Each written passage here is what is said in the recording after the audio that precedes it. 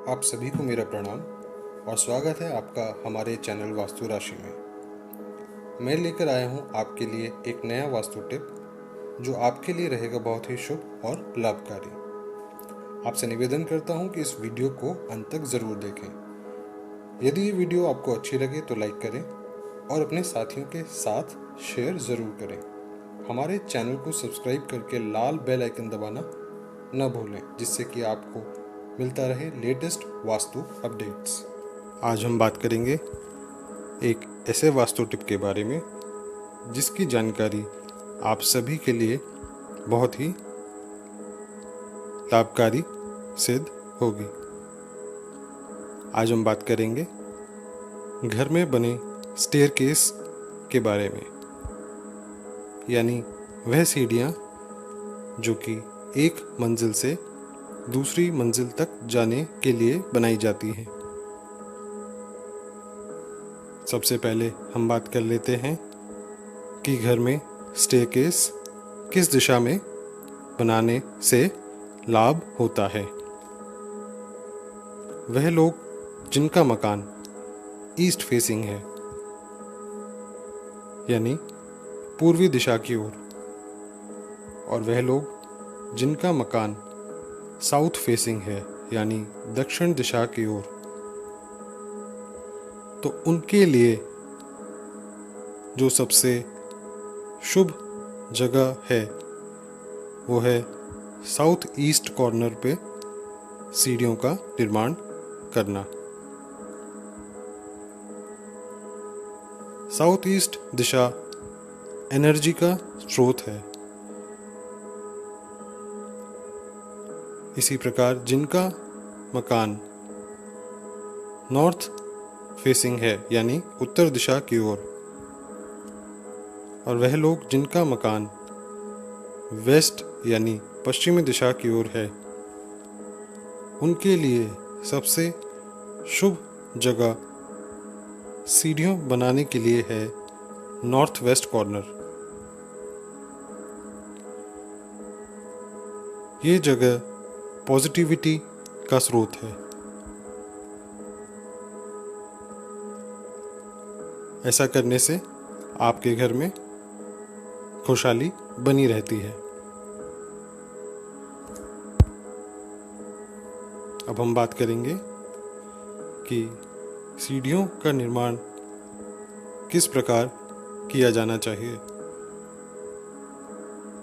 इस संबंध में मैं आपको ये बताना ज़रूरी समझता हूँ कि घर के अंदर सीढ़ियों का निर्माण हमेशा क्लॉकवाइज डायरेक्शन में ही होना चाहिए। जैसे कि घड़ी के अंदर सुई घूमती है, ठीक उसी प्रकार से सीढ़ियों का घुमाव ऊपर की ओर होना चाहिए। साथ ही साथ ये बताना भी ज़रूरी है कि इस बात का हमेशा ध्यान रखें कि सीढ़ियों का निर्माण घर के बीचों बीच ना करें।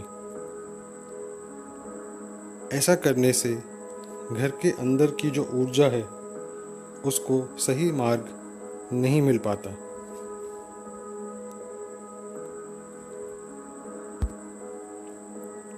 अब हम बात करते हैं कि एक मंजिल से दूसरी मंजिल तक जाने के बीच कितनी सीढ़ियों का निर्माण करना चाहिए।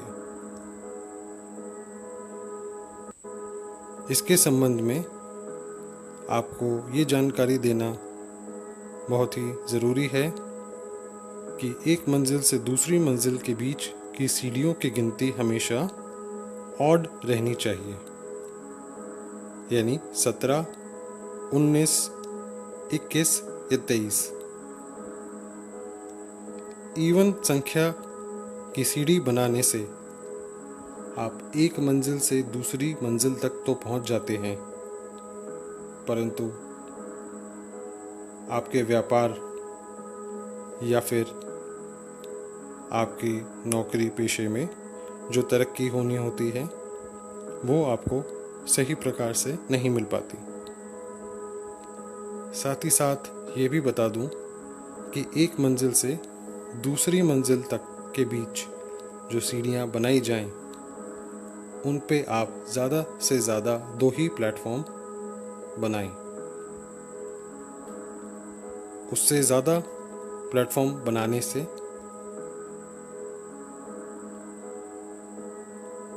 सीढ़ियों के द्वारा जो एनर्जी का फ्लो है वो ब्रेक हो जाता है।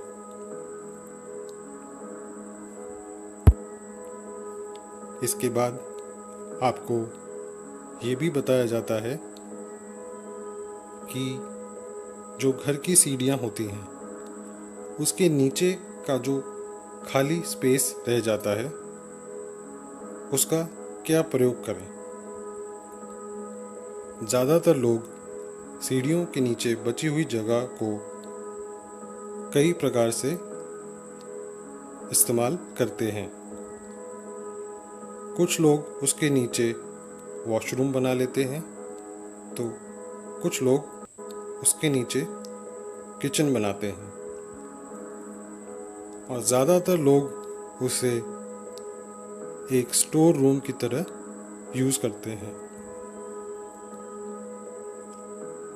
इस बारे में ये बताना बहुत ही आवश्यक है कि अपनी सीढ़ियों के नीचे ऐसा कुछ भी ना स्थापित करें जहाँ कि आपका आना जाना लगा रहे। सीढ़ियों के नीचे का जो खाली स्थान है आप उसे खाली ही रहने दें तो ज़्यादा बेहतर होगा। यदि कुछ रखना ही चाहते हैं तो आप वहाँ पर कुछ ऐसी चीज़ रखें कि आप वहाँ अक्सर ना जाया करें और वो जगह किसी ऐसी चीज़ से ऑक्यूपाइड रहे।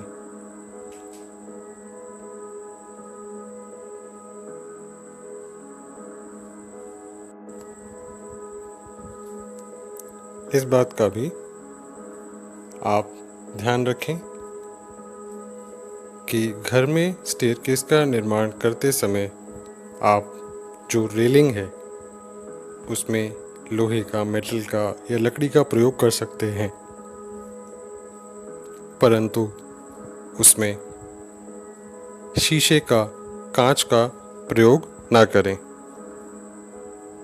क्योंकि शीशा जो है वो रिफ्लेक्टिव होता है और एनर्जीज को रिफ्लेक्ट करता है। और अंत में सबसे अहम बात कि सीढ़ियों का जो हाईएस्ट एंड होता है, यानी आपके स्टेयरकेस का सबसे ऊपर का आखिरी पॉइंट, उसको आप बिल्कुल बंद ना रखें। वह हमेशा वेंटिलेटेड रहना चाहिए। इससे आपके घर के अंदर पॉजिटिविटी और एनर्जी आती है और खुशहाली बनी रहती है। हमारी वीडियो को अंत तक देखने के लिए आपका धन्यवाद। अपने जीवन से जुड़ी समस्याओं के समाधान के बारे में जानकारी के लिए आप डिस्क्रिप्शन में दिए गए ईमेल पर संपर्क कर सकते हैं। मैं आशा करता हूँ आपका जीवन मंगलमय हो और ईश्वर से प्रार्थना करता हूँ कि हमारे सब्सक्राइबर्स पर प्रभु अपनी कृपा बनाए रखें।